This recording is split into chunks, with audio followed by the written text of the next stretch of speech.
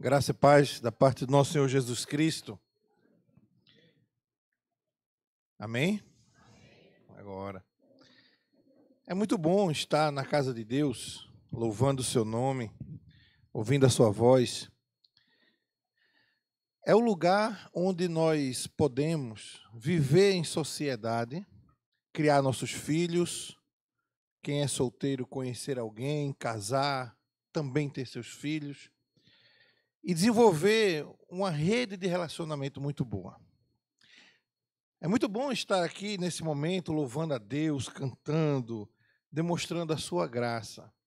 Mas você já imaginou se ali na porta tivesse uma impressora com um botão escrito consultar feedback de Deus acerca do culto que nós estamos prestando a Ele? E a gente apertasse o botãozinho, saísse um ticketzinho, e quando a gente chegasse ali no estacionamento ou no portão, a gente olhasse e tivesse escrito assim: o seu culto foi desprezível. Eu não tenho prazer em você. Era melhor que você tivesse ficado em casa. Você me ofereceu ofertas, o pior que você tem em você. Como você voltaria para casa? No mínimo, é reflexivo, não é? Dizer, meu Deus, como Deus foi duro comigo. O que será que eu fiz ou deixei de fazer no culto que provocou em Deus esse feedback dele para comigo? E será que isso acontece ainda nos dias de hoje? Vamos descobrir. Vamos abrir nossas Bíblias. Em Malaquias, capítulo 1, versículo 6. E vamos ler até o versículo 14. Livro do profeta Malaquias, o último livro do Antigo Testamento, antes de Mateus. Malaquias, capítulo 1, versículo 6 ao 14. Diz assim a palavra do Senhor: o filho honra o pai, e o servo ao seu senhor. Se eu sou pai, onde está a minha honra? E se eu sou senhor, onde está o respeito para comigo? Diz o Senhor dos Exércitos, a vós outros, ó sacerdotes, que desprezais o meu nome. Vós dizeis, em que desprezamos nós o teu nome? Ofereceis sobre o meu altar pão imundo, e ainda perguntais, em que te havemos profanado? Nisso que pensais, a mesa do Senhor é desprezível. Quando trazeis animal cego para o sacrificardes, não é isso mal? E quando trazeis o coxo ou o enfermo, não é isso mal? Ora, apresenta ao teu governador. Acaso terá ele agrado em ti e te será favorável, diz o Senhor dos Exércitos. Agora, pois, suplicai o favor de Deus, que nos conceda a sua graça. Mas com tais ofertas nas vossas mãos, aceitará ele a vossa pessoa? Diz o Senhor dos Exércitos. Tomara que houvesse entre vós quem feche as portas, para que não acendesseis debalde fogo no meu altar. Eu não tenho prazer em vós, diz o Senhor dos Exércitos, nem aceitarei da vossa mão a oferta. Mas desde o nascente do sol até o poente, é grande entre as nações o meu nome. E em todo lugar lhe é queimado incenso e trazido ofertas puras, porque o meu nome é grande entre as nações, diz o Senhor dos Exércitos. Mas vós profanais quando dizeis, a mesa do Senhor é imunda, e o que nela se oferece, isso é, a sua comida, é desprezível. E ainda dizeis, que canseira! E me desprezais, diz o Senhor dos Exércitos, vós ofereceis o dilacerado e o coxo, o enfermo, assim fazeis a vossa oferta. Aceitaria eu isso da vossa mão, diz o Senhor. Pois maldito seja o enganador, que tendo um animal sadio no seu rebanho, promete e oferece ao Senhor um defeituoso, porque eu sou grande rei, diz o Senhor dos Exércitos. O meu nome é terrível entre as nações. Vamos orar. Obrigado, Senhor, por essa porção lida.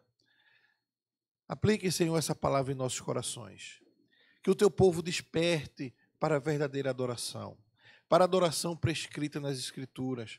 Que nos afastemos cada vez mais, Senhor, das invenções dos nossos corações e nos aproximemos daquilo que é prescrito por Ti na Tua Santa Palavra.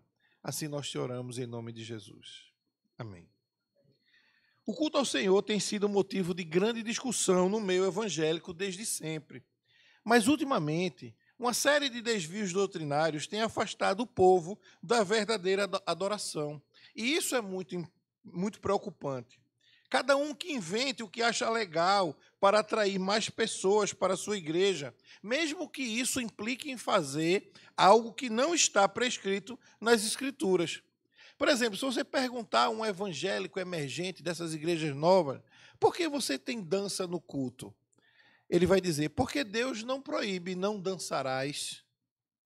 Mas se você perguntar a um cristão reformado, ele vai dizer, não temos dança no culto, porque Deus não ordenou que tivéssemos dança no culto.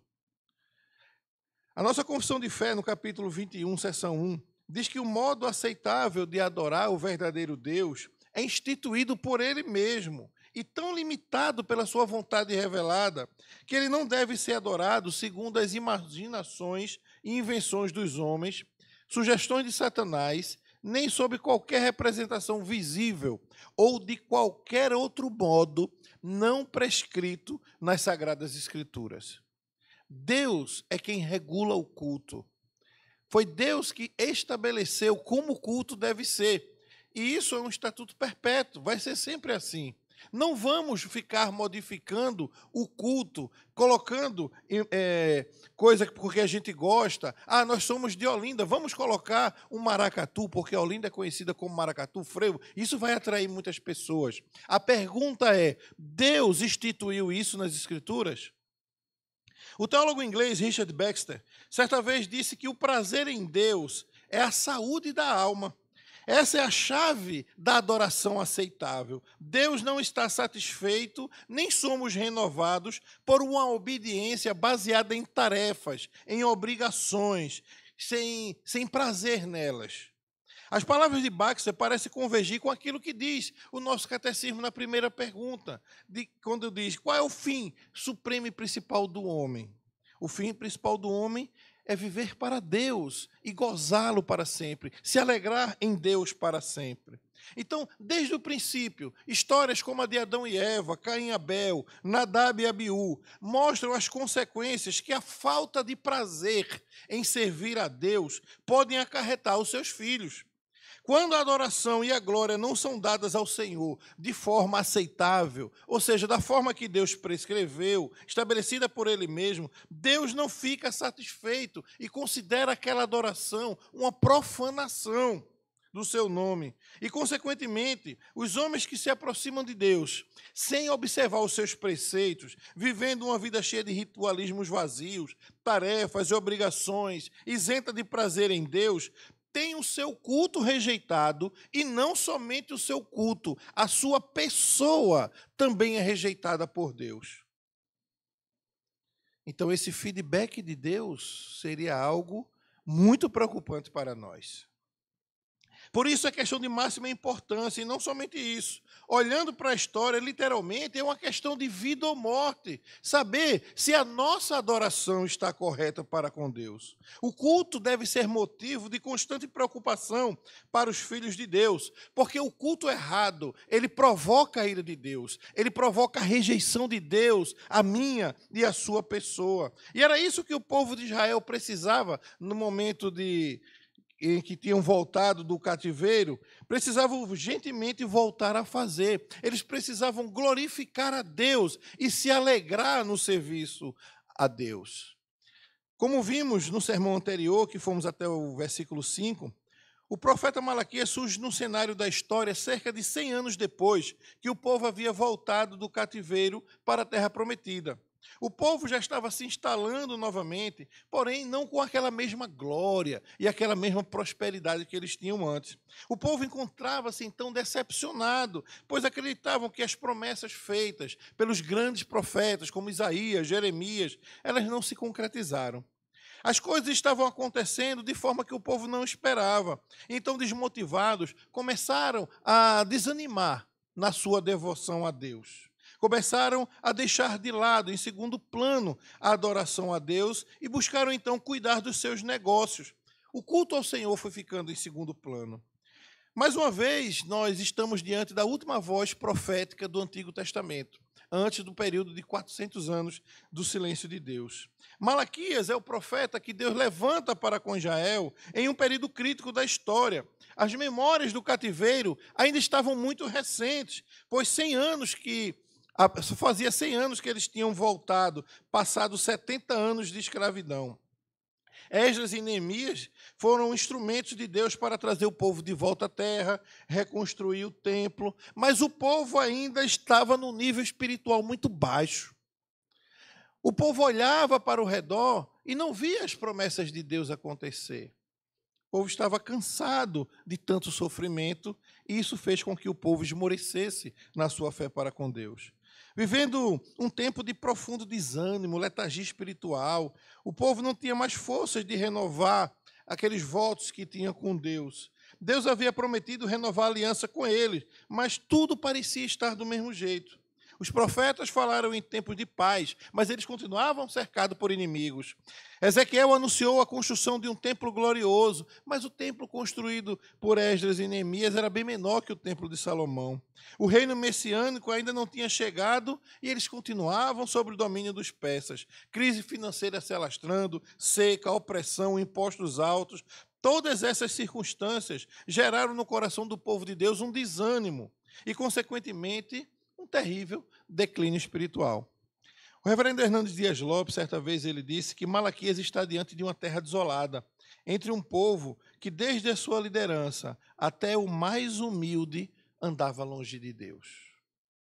O sofrimento, as circunstâncias afastaram o povo de Deus da adoração. O amor por Deus e sua causa foi diminuindo. Cada um só pensava nos seus próprios negócios. Os sacerdotes que deveriam cuidar do padrão de Deus também se contaminaram com essa letargia espiritual e seu trabalho cai em negligência, em qualidade em relação ao serviço do Senhor. E eles começam a oferecer a Deus animais que o Senhor rejeitava. Eles eram aqueles que deveriam ser responsáveis por examinar os animais que eram trazidos para serem ofertados, rejeitar ou aceitá-los. Mas eles estavam pegando animais até dilacerados e oferecendo ao Senhor. Então é necessário que nesse momento crítico da história, o Senhor levantasse um profeta para chamar a atenção do povo. E perceba que mesmo diante dessa tamanha frieza espiritual, o povo de Deus não está entre aquele povo que nós vimos no versículo 4 anterior, que era aquele povo que Deus rejeitaria para sempre. Embora Deus estivesse irado com o seu povo, mas ele não rejeita o seu povo. Ele vai em busca do seu povo e ele envia o profeta Malaquias para trazer essa sentença. E Malaquias inicia o seu livro mostrando que Deus ama o povo e não o rejeitará para sempre, porque esse povo é alvo do amor, da aliança que Deus fez com o seu povo. E eles não deveriam medir esse amor por causa das bênçãos temporais. Eles precisavam perceber que as vitórias eram transitórias, que essas vitórias não refletiam o amor de Deus para com eles. O amor de Deus para com eles foi apresentado a partir do momento que Deus não os rejeitaria para sempre. E Malaquias ele é um profeta que ele traz um estilo literário diferente, porque ele começa a fazer um estilo dialético muito interessante e singular entre os profetas. Ele apresenta um diálogo do Senhor com Israel, onde é visto as importantes queixas do Senhor contra o seu povo. E aí também a gente observa as respostas cínicas e desrespeitosas do povo de Deus para com seu Deus. Como eles respondem, por exemplo, a declaração acerca do amor de Deus? Eu vos tenho amado, diz o Senhor. E eles dizem, como em que tem nos amado? Isso é uma resposta petulante, desrespeitosa, e é a primeira de uma série que nós vamos ver. E são esses questionamentos cínicos que tinham influenciado a vida do povo de Israel e a sua forma irresponsável de cultuar a Deus. Essa frieza espiritual estava os tornando cegos, e a percepção do amor de Deus estava afetando a sua forma de cultuar. Charles Feinberg, um erudito do Antigo Testamento, ele disse certa vez que a raiz de todos os pecados de Israel era a sua falta de consciência do amor de Deus. Israel vivia pecando porque não conseguia compreender o amor de Deus para com eles. E o amor de Deus para com Israel não estava sendo demonstrado através das circunstâncias, mas do fato que Deus não os rejeitaria para sempre. E no versículo 6, o diálogo continua, direcionado agora, nesse momento, aos sacerdotes. Deus traz palavras queixosas contra eles, contra a sua frieza, apostasia, contra o desleixo pelas funções sublimes que eles exerciam, e ainda para com o fato de eles estarem ofendendo ao Senhor com aquele culto falso. Assim como o povo, os sacerdotes também deixaram de temer e tremer diante de Deus. Isso afetou o culto, levou a tolerar determinadas práticas que eram contrárias à vontade de Deus, revelada através da lei mosaica. Os cultos viraram um mero formalismo, marcado por ritmos mecânicos, sem vida. Chegou a hora do culto, bora, tem que ir, tem que oferecer o sacrifício, cadê? Me dá logo esse animal, toca fogo nele aqui, pronto, vai embora para casa. E perdeu a essência do culto. E assim, queridos, diante de tantos fatos marcantes, eu gostaria de convidá-los a refletir comigo sobre o tema a rejeição de Deus ao culto falso. Mas quais são, então, os aspectos desse culto falso rejeitado por Deus? O primeiro aspecto de um culto falso rejeitado por Deus é que o culto falso ele é negligente. Versículos 6 a 8 vai mostrar isso. E Malaquias, de forma brilhante, conquista a atenção dos sacerdotes antes de fazer a sua queixa. Malaquias chega para os sacerdotes e faz: o filho honra o pai, e o servo o seu senhor. Era muito provável que os sacerdotes tivessem filhos, e com certeza conheciam a lei de Moisés e, consequentemente, o 5º mandamento, que diz que o filho deve honrar o pai e a sua mãe. No contexto que eles viviam, também é muito claro que o servo deveria honrar o seu senhor, porque pertencia a ele por direito de compra. Os filósofos antigos diziam que os pais eram como deuses domésticos dignos de todo respeito. Honrar pai e mãe é o começo da justiça, defendia Aristóteles. Tomás de Aquino afirmava que o dever do servo é servir e obedecer, e o dever do senhor é governar e proteger.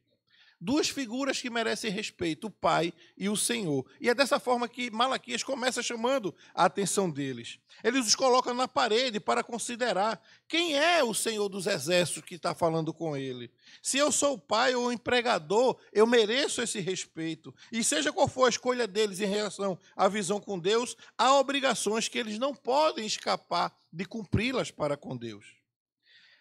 Agora, com essa atenção capturada, o Senhor vai acusá-los e vai dizer: vocês não me honram como um filho deveria honrar naturalmente o pai. Vocês não me respeitam como o respeito que é devido ao Senhor. Vocês estão desprezando o meu nome. E desprezar o nome do Senhor era o mesmo que desprezar o próprio Senhor. Mas os sacerdotes cinicamente perguntam: em que desprezamos o teu nome? O que é que nós estamos fazendo que o Senhor está vindo com essa queixa tão pesada contra nós? E o Senhor tem respostas interessantíssimas para com eles. O Senhor diz para eles que quando vocês oferecem o animal imundo, vocês estão violando a minha lei. O teólogo Moody vai dizer que essas perguntas são perguntas para as quais Deus tem boas respostas. E, de fato, Deus vai trazer bons questionamentos para eles. Havia orientações minuciosas no Antigo Testamento que Deus estabeleceu por meio de Moisés quanto ao culto, que elas deveriam ser cumpridas. Quem estabeleceu o culto foi Deus. E ele, quando estabeleceu o culto, ele não estabeleceu para que a gente tivesse a opção de cumprir ou descumprir. Ele estabeleceu para que cumpramos. Como afirma, por exemplo, o reverendo Augusto Nicodemos, os sacerdotes eram pastores em tempo integral, tanto que o salário deles vinha dos dízimos do povo. A tarefa deles, então, era de serem conhecedores da lei de Deus, para que, na hora que o povo fosse oferecer o sacrifício, eles examinassem os animais e então decidissem se eram válidas ou não. Os sacerdotes deveriam ser um espelho do padrão de Deus, um guia no culto aceitável. Como dizia Abraham Joshua, um filósofo e teólogo judeu, nós devíamos ser uma lembrança de quem Deus é. Zeloso, responsável, amoroso. Mas os sacerdotes entraram também na mesma letargia espiritual do povo. E aí o povo começou a esmorecer a sua fé. Quando o povo trouxesse animais, os sacerdotes deveriam observar cuidadosamente se o padrão estava prescrito por Deus. Mas, diferente disso, na hora de preparar a mesa, eles ofereciam pão imundo, sacrifícios proibidos, e começam a perguntar a Deus: isso é profanação? Em que te havemos profanado? E a resposta de Deus, mais uma vez, é incisiva, no desprezo que vocês têm diante do sacrifício. No versículo 8, Malaquias vai tornar ainda mais claro as acusações de Deus. Quando trazeis animal cego para o sacrificardes, não é isso mal? Quando trazeis o coxo, o enfermo, não é isso mal? O desprezo que eles tinham pelo Senhor e pelo culto era tanto que não havia um sacrifício digno correto.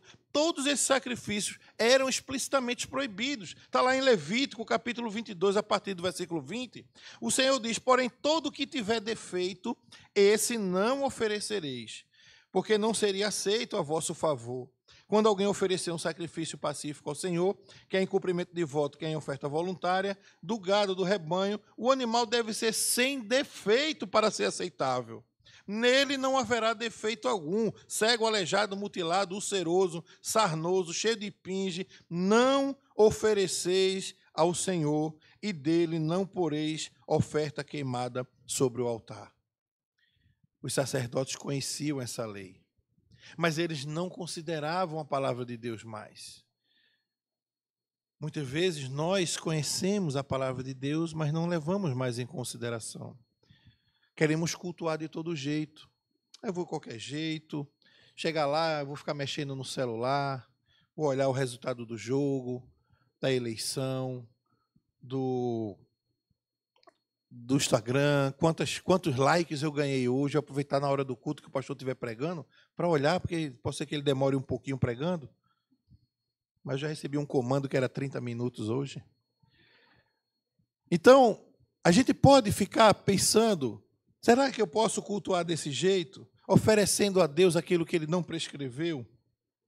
E ainda há uma outra prova desse desprezo. Versículo 8, o Senhor diz: ora, apresenta teu governador essas ofertas aí. Esses animais, dilacerado, coxo, doente, remelento, tossindo, com raiva, leva para o governador, para ver se ele vai se agradar do sacrifício de vocês. Leve lá. Veja, então, como era insultoso a oferta para com Deus. Se nenhum homem gostaria de receber aqueles animais, imagine Deus, que é santo e que já tinha dito que não era para se oferecer daquele jeito. Eles não têm nenhum respeito e honra para com o Senhor da aliança. Eles acham que pode desprezar o Senhor, desprezar o culto, trazendo tudo aquilo que não é ordenado para o Senhor e ficar por isso mesmo. E que Deus ainda iria abençoar, porque o profeta falou, Isaías falou que viriam tempos de glória, Jeremias falou que seríamos restaurados. Mas vamos cultuar a Deus de qualquer jeito? Porque o profeta falou, então vai se cumprir. Eles cultuam a Deus da forma que eles acham certo, da forma que circunstâncias não levam ele a uma espiritualidade verdadeira. Não há preocupação em observar aquilo que Deus determinou para o culto. Atualmente, a negligência com o culto ao Senhor se manifesta de diversas maneiras na igreja de Deus, refletindo uma falta de reverência e compromisso para com o Senhor. Assim como aqueles sacerdotes daquele tempo, muitos hoje em dia parecem ter perdido o senso de quem é Deus para com o seu povo e o seu compromisso para com ele. Em muitas igrejas vemos frequentemente uma assintosa desobediência da lei de Deus, dos seus preceitos estabelecidos nas Escrituras. Assim como os sacerdotes da época de Malaquias, que ofereciam sacrifícios defeituosos, muitos hoje oferecem a Deus um culto estranho às Escrituras, um culto cheio de misticismo, um culto cheio de invenções, dança profética, é ato profético, é luz, bota um ambiente preto, vem robô, vem street dance. Não, nós estamos adorando a Deus. Quando apertar o botãozinho lá na frente, o feedback é aquele: eu não tenho prazer em vós. É comum ver cultos em que a adoração se torna também uma mera formalidade, onde o verdadeiro espírito de reverência e temor se encontra ausente. E muitos se aproximam a Deus com corações negligentes, preocupados com seus negócios de amanhã, com seu time de futebol, seus likes, as suas postagens, suas fotos, seus seguidores, dispersos, cultuando a Deus de forma irreverente, sem considerar a santidade do lugar, o momento solene em que a presença de Deus está no meio do seu povo. Certa vez eu aprendi no seminário que o momento de culto é o momento mais solene da vida do cristão. É o momento mais solene da sua vida. É o momento em que você se encontra com seu Deus no dia do Senhor, para alimentar a sua alma, para nutrir a sua alma, para Deus se relacionar com você, lhe abençoar através dos meios de graça. E assim como os sacerdotes de Malaquias, muitos hoje agem como se o culto a Deus fosse algo dispensável, passível de adaptações aos seus próprios gostos e conveniências. Vimos isso no momento de pandemia, onde muitos cristãos abandonaram o culto, agora culto online. Vamos ficar só online. E muitos ainda não voltaram do online. Adaptaram o seu gosto a um cristianismo fast food. Hoje eu quero ouvir uma palavra mais tranquila, eu vou colocar no reverendo Hernandes. Aí eu quero ouvir uma palavra hoje de fogo, aí eu boto ali, mudo o canal. Eu quero uma palavra de adoração, worship. Hoje virou um fast food, você escolhe onde você quer cultuar, achando que isso é culto. E o descaso com o culto ao Senhor atualmente também se manifesta na falta de compromisso com as Escrituras e com aquele culto que ele mesmo prescreveu. Muitos membros tornaram-se frequentadores de igreja e não têm mais a preocupação de se envolver na causa de Cristo, não têm a preocupação de estudar mais a palavra de Deus e seguir os seus mandamentos. Ao invés disso, buscam apenas mensagens que lhe agradam, que estejam de acordo com seus próprios interesses. E, infelizmente, à semelhança da época de Malaquias, muitos cristãos hoje se tornaram pessoas cínicas em relação às acusações divinas, questionando onde exatamente tem falhado no seu compromisso com o Senhor. Se recebermos um feedback de Deus, eu não tenho prazer em vós, aí eu vou lembrar, eu passei o culto todinho no celular, conversando, pensando amanhã, o que é que eu vou fazer no trabalho. A primeira coisa que eu vou fazer é: Senhor, como foi meu culto? Foi horrível, eu rejeitei. Mas Deus, como é que eu fiz que o Senhor rejeitou o meu culto? Você apresentou um culto negligente. E olhe para o nosso contexto evangélico brasileiro, que tantas pessoas se gabam de dizer que está crescendo. 33 milhões de evangélicos no Brasil, e nunca se viu o Brasil tão corrupto, tão promíscuo. Teve um show ontem que foi uma aberração, patrocinado com dinheiro público, iniciativa privada, enquanto muitos estão no sul do país precisando de ajuda. E hoje invertemos os valores. Enquanto o nosso deleite for honrar o Senhor, for honrar Cristo e a servi-lo, sermos guiados por sua palavra, o nosso coração estará guardado em oferecer ao Senhor um culto diligente. Será guardado para abandonar o pecado e nos aproximarmos das prescrições que o próprio Deus nos deu nas Escrituras. É preciso prestar atenção na vontade de Deus. A rejeição de Deus ao culto falso. O culto falso, ele é negligente. Em segundo lugar, o culto falso, ele é desprezível. Versículo 9 ao 11. Ele não é só negligente, ele também é desprezível, indigno da atenção de Deus. E eles não poderiam imaginar que tratariam a Deus e Deus ficaria em silêncio. Da mesma forma que eles estão agindo com Deus, Deus agiu para com eles. A resposta de Deus, já esse culto profano, ela tem um certo tom de ironia que os sacerdotes conheciam. Deus diz assim: olha, agora suplicai o favor de Deus para que Ele conceda a sua graça. Ofereçam esse culto que vocês estão oferecendo, negligente e irresponsável. E veja se Deus vai derramar a graça sobre vocês. Com tais ofertas da vossa mão, aceitará Ele a vossa pessoa. Dessa forma que vocês estão cultuando, será que Deus aceitará? o seu culto. E de forma irônica, Malaquias está dizendo: bajulem a Deus, supliquem a Ele, cantem, gritem, tentem chamar a atenção de Deus com essas ofertas medíocres que vocês estão trazendo na presença de Deus. Deus vai mostrar o seu desagrado de uma forma mais veemente no versículo 10, quando ele vai dizer: olha, tomara que houvesse entre vós alguém cabra macho que fechasse as portas do templo, porque esse culto que vocês estão me oferecendo, esse fogo que vocês acendem, é em vão. Era melhor que vocês ficassem em casa. Imagina, no nosso ticketzinho ali, Esdras, era melhor que você tivesse ficado em casa do que oferecer esse culto desprezível a mim. E o Senhor está dizendo isso para o seu povo. Tomara que houvesse entre vós quem feche as portas para que não acendessem em vão fogo no meu altar.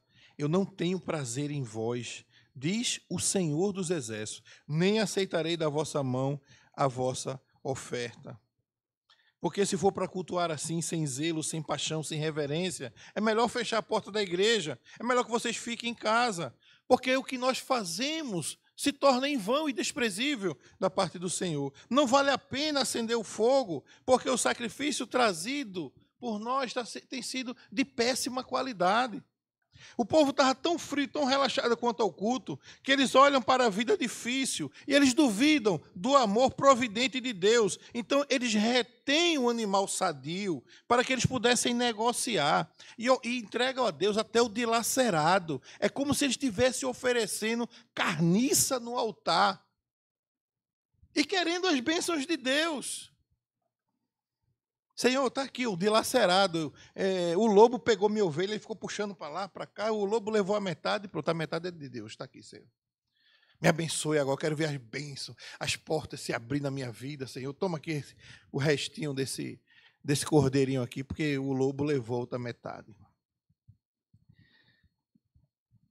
Os sacerdotes deveriam rejeitar esse animal, mas eles não rejeitavam. João Calvino, reformador francês, no livro 2 das Institutas, ele diz que o falso culto ele é abominável aos olhos de Deus, porque ele deseja não apenas a adoração dos nossos lábios, mas também a obediência do nosso coração. Charles Fiber, novamente, ele diz que é melhor não oferecer sacrifícios do que oferecê-los em vão. Porque quando oferecemos sacrifícios que Deus não determinou, despertamos a ira de Deus e a rejeição de Deus ao nosso culto. Aí vem o veredito no versículo 10, eu não tenho prazer em vós, nem aceitarei da vossa mão a oferta. Aí vem o desprezo de Deus para com esse culto falso, se mostra claro, está disposto para eles.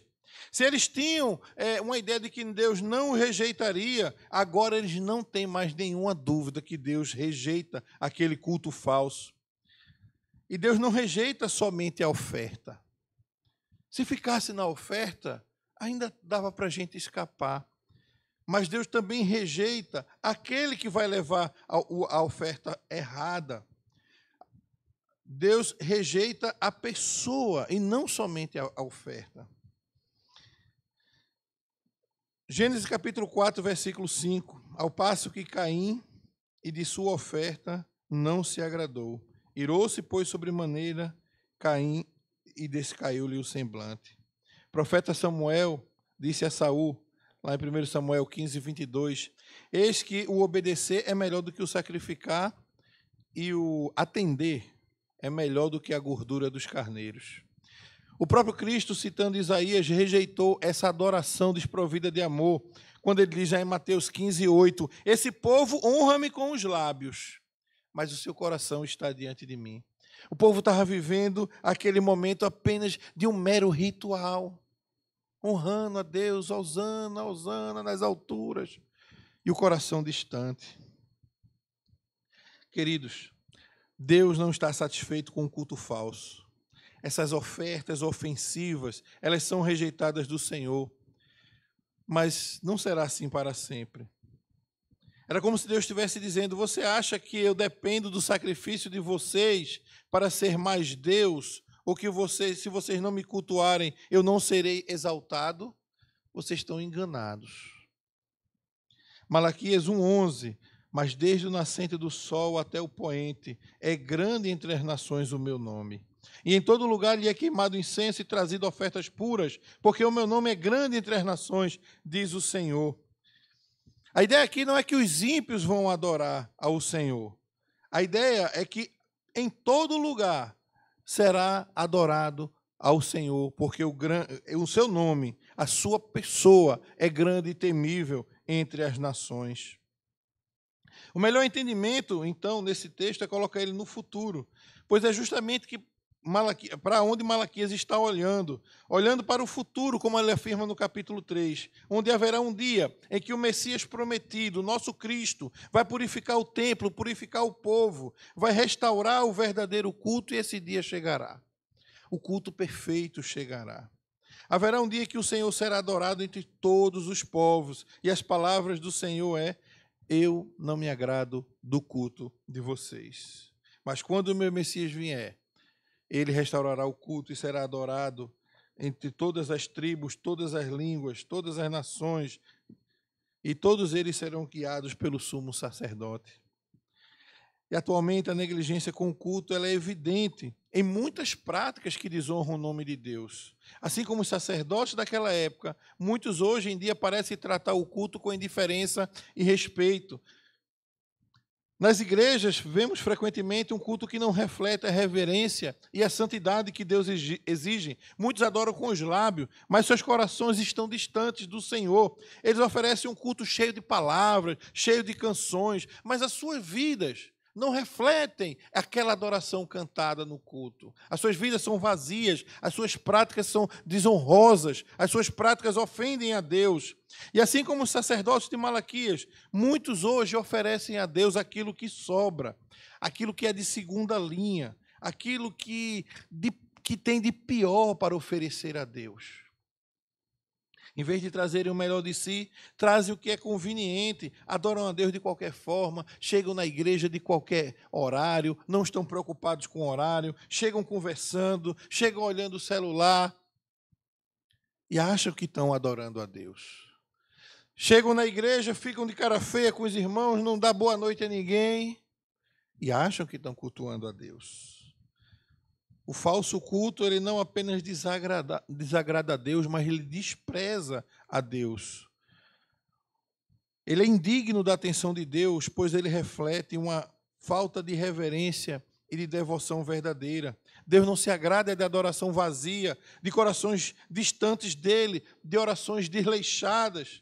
Assim como os sacerdotes foram rejeitados por Deus, porque eles praticaram um culto falso, nos dias atuais, também nós enfrentaremos a rejeição do Senhor, se não atentarmos para adorá-lo conforme ele prescreveu nas Escrituras.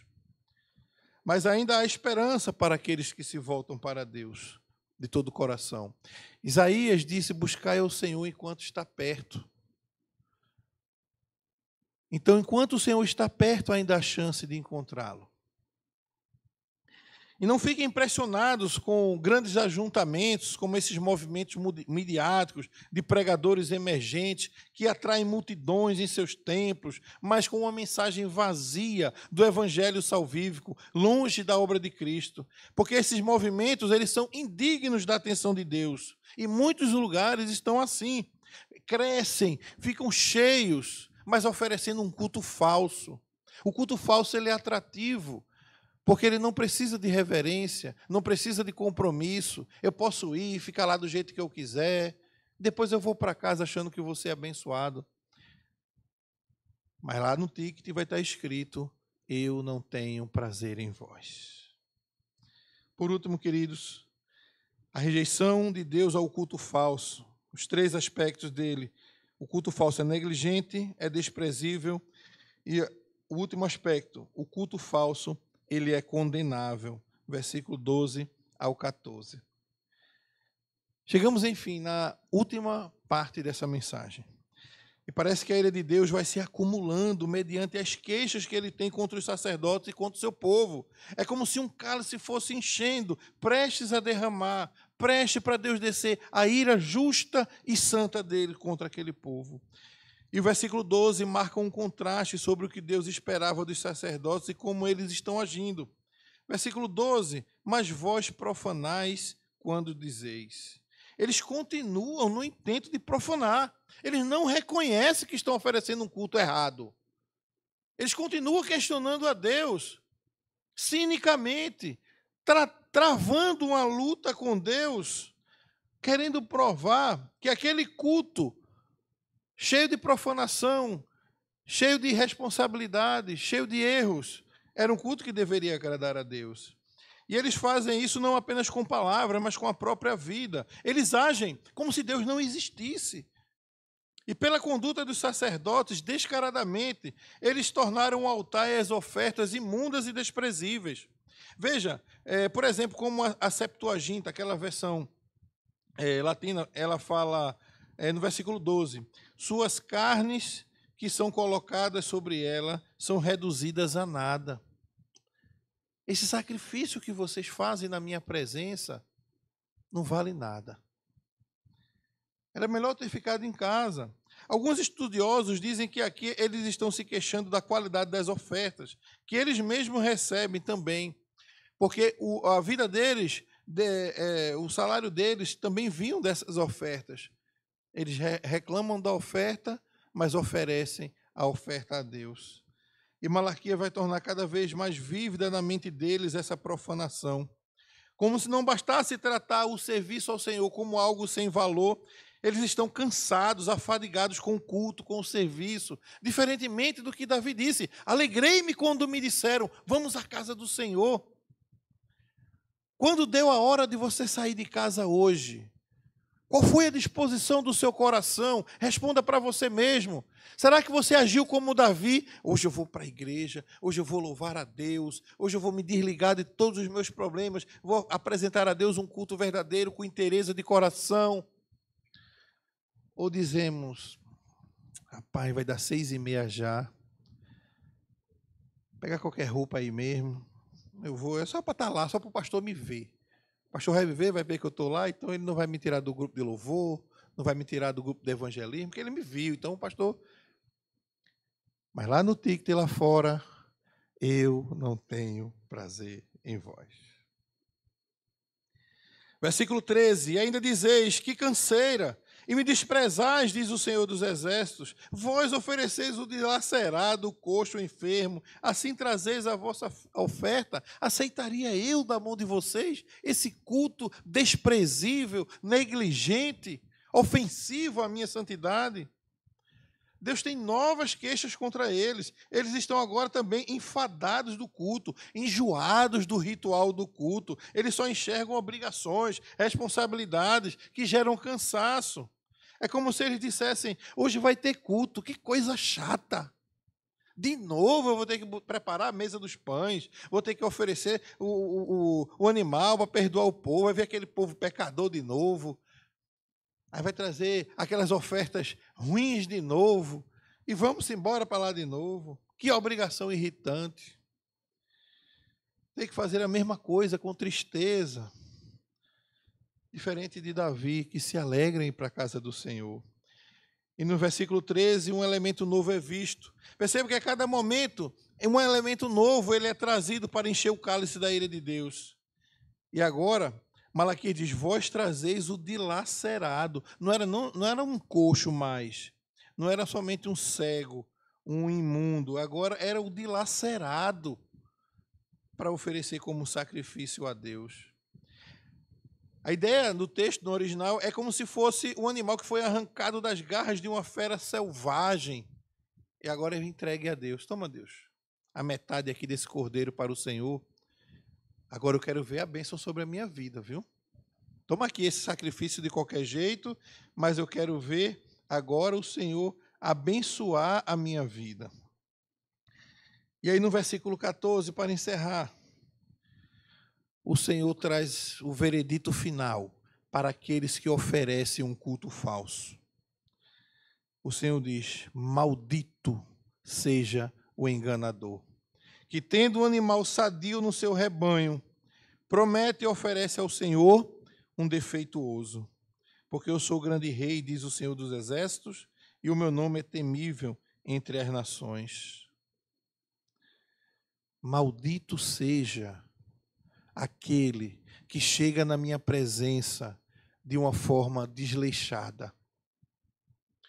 Não era melhor ter ficado em casa? Ele avisou.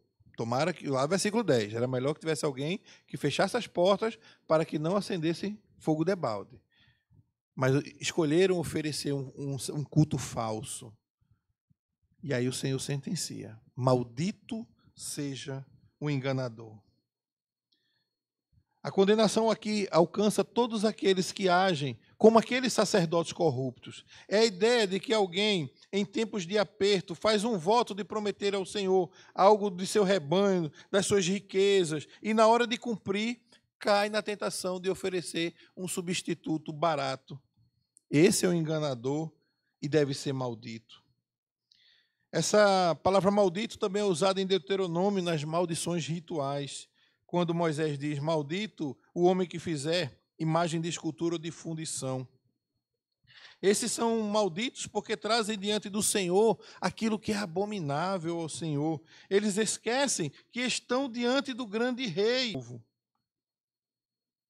Mas talvez alguns ainda argumentem dizendo que todos esses rituais com animais ou cerimoniais ficaram para trás.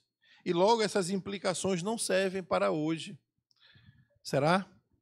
Matthew Henry, um pastor presbiteriano inglês do século XVIII, ele diz: se adorarmos a Deus de um modo ignorante e sem compaixão, estaremos trazendo o cego para o sacrifício. Se fizermos isso negligentemente e sem consideração, se nisso formos frios, estúpidos e apáticos, estaremos levando o enfermo. Se fizermos disso um exercício corporal e não uma obra de coração, estaremos levando o coxo. E se permitirmos que pensamentos fúteis e distrações se alojem dentro de nós, estaremos levando o roubado. E a pergunta para nós é a mesma: isso não é mal? Não é mal vir para o culto e ficar pensando no dia de amanhã, que horas eu vou cozinhar o feijão, que horas eu vou sair para não perder o primeiro ônibus de Jardim Atlântico? Pensar isso na hora do culto não é mal? Pensar na conta de luz que vai vencer terça-feira, na hora do culto, não é mal?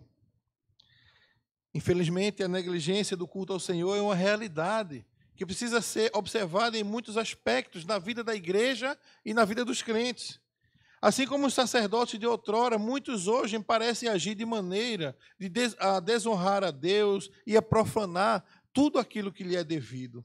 É lamentável como alguns tratam o serviço a Deus com indiferença e descaso, em vez de oferecer o melhor de suas vidas, de seus recursos. Muitos parecem contentar-se com o que sobra, com o que é de segunda linha para Deus. O culto começa a se tornar uma obrigação irritante, apenas uma tarefa a ser cumprida no domingo à noite, no domingo de manhã, com desânimo, com enfado. Eu poderia ter ficado em casa dormindo, mas eu tenho que ir para o culto, eu tenho que ir para a escola dominical. Em vez disso ser uma expressão da nossa gratidão e amor para com o nosso Deus que nos salvou.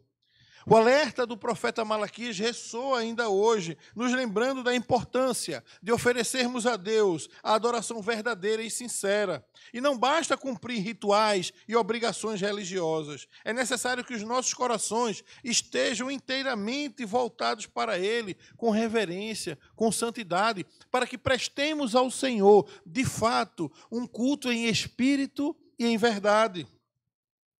Deus não vai deixar impune os falsos mestres, aqueles que deveriam guiar o povo na adoração verdadeira, que vivem para desvirtuar o povo, que vivem para profanar o seu santo culto, que vivem para inflamar a ira de Deus, para satisfazer os seus desejos pessoais, que desprezam a centralidade no culto, que se colocam na posição do próprio Cristo.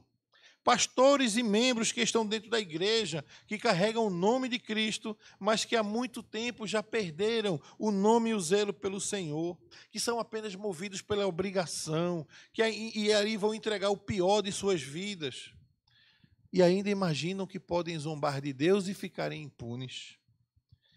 Que ao cultuarmos ao Senhor, meus irmãos, tenhamos a plena convicção de que estamos diante do grande e terrível Senhor, daquele que o seu nome é exaltado desde o nascente do sol até o poente, desde o oriente até o ocidente. Precisamos cultuar a Deus de modo digno para que Deus seja honrado. Gostaria de finalizar trazendo pequenas lições. A primeira lição: sejamos guiados pela palavra de Deus. Precisamos cuidar do nosso coração para que as circunstâncias da nossa volta não nos levem a um caminho de frieza espiritual, para não sermos levados a agirmos negligentemente, como agiam aqueles sacerdotes e o povo para com o Senhor na época de Malaquias. Tenhamos cuidado, meus irmãos, para não cauterizarmos nossa mente a tal ponto de não percebermos mais se o nosso culto está sendo ou não aceito por Deus, se estamos ou não oferecendo ao Senhor um culto verdadeiro, um culto legítimo, se estamos ou não desonrando a santidade de Deus, porque não estamos levando a sério os preceitos do Senhor para o culto. Essas são brechas malignas para desvirtuar o culto a Deus. O antídoto para isso: se afadigue na palavra. Ame a palavra de Deus, que ela seja seu alimento, teu sustento, e ela te mostrará a forma correta de cultuar ao Senhor, livrando você da ira de Deus e da sua igreja de oferecer um culto negligente ao Senhor. A segunda lição: não negocie os princípios estabelecidos por Deus. Deus lhe chamou para ser um arauto daquilo que Ele determinou. Então seja fiel. Não seja tentado em nome do conforto, da estabilidade, do dinheiro, de negociar os princípios do Senhor, que você já conhece nas suas escrituras, que Ele já estabeleceu. E também não negocie a forma como Ele deve ser adorado. As pessoas frequentemente se surpreendem quando ouvem ou aprendem que Deus nem sempre se agrada do culto que lhe é ofertado. Diga, ensine, enfoque, mostre aos seus irmãos que nós servimos a um Deus que se importa, sim, com o culto que é oferecido a Ele, que não basta somente a boa vontade do coração. Ensine também as pessoas que elas não podem adorar a Deus do seu modo, ao seu bel prazer, mesmo estando cheio de boas intenções. Mas lembre-se sempre que quem regula o culto é o Senhor. Terceira lição: seja grato por ser chamado por Deus, porque é um privilégio servir a Deus, não é enfado. Servir a Deus é algo maravilhoso, é não estar entre aqueles que são rejeitados para sempre, conforme o versículo 4 e 5 do sermão anterior. Se você acha também que é um privilégio esse chamado, de não estar contado com aqueles que Deus rejeitou para sempre, então dê ao Senhor o melhor de suas vidas. Lembre-se do seu sacrifício perfeito na cruz, quando Deus lhe deu a Jesus Cristo. Olhe para Cristo como esse sacrifício que nos deu acesso ao Pai, pelo qual agora nós temos o santo privilégio de poder adorá-lo em espírito e em verdade. E a última lição: lembre-se da justiça de Deus.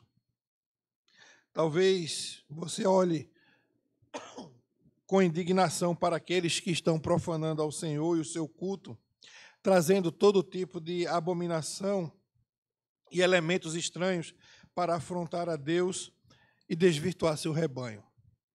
Lembre-se, meus irmãos, Deus não deixará os falsos mestres impunes. Deus não deixará aqueles que cultuam negligentemente impunes. Aqueles que menosprezam o sacrifício de Cristo, que zombam de sua graça, que se intitulam semideuses, que fazem do culto ao Senhor um mero espetáculo ao seu bel prazer, onde o homem cada vez mais tem ocupado a centralidade neste culto falso, que surrupiam a gordura das ovelhas, que desprezam os mandamentos de Deus quanto ao culto. Eles não zombarão do Senhor por muito tempo. Mas não olhe somente para fora. Deus também vai cobrar de nós sobre como nós estamos vivendo e servindo a Deus em nossas igrejas, sobre que tipo de serviço está sendo prestado para Ele. Meus irmãos, concluo com as palavras do John Payne, um pastor presbiteriano americano, quando ele diz: ao se reunirem para adorar a Deus no dia do Senhor, os cristãos tomam parte da atividade mais significativa, mais importante e maravilhosa da nossa vida. Ofereçamos, pois, ao Senhor um culto verdadeiro, para que sejamos aceitos por Deus e que Ele tenha piedade de nós. Curvemos nossas cabeças, vamos orar. Bondoso Senhor, viemos aqui essa noite, Pai, abrimos as portas para te cultuar verdadeiramente, para te cultuar, Senhor, conforme o Senhor prescreveu nas tuas escrituras. Pai querido, que os nossos corações se afastem do desleixo, da irresponsabilidade, da irreverência, que os nossos corações, Senhor, se afastem do culto falso, que os nossos corações busquem, ó Deus, se apegar aos teus mandamentos e desprezar tudo aquilo que o Senhor não prescreveu no culto, Pai. Para que, ó Deus, possamos estar contados entre aqueles que oferecem incenso ao teu santo nome. E não contados, Senhor, com aqueles que são rejeitados para sempre. E não receber de ti, Senhor, a sentença de maldição por apresentar-te um culto falso.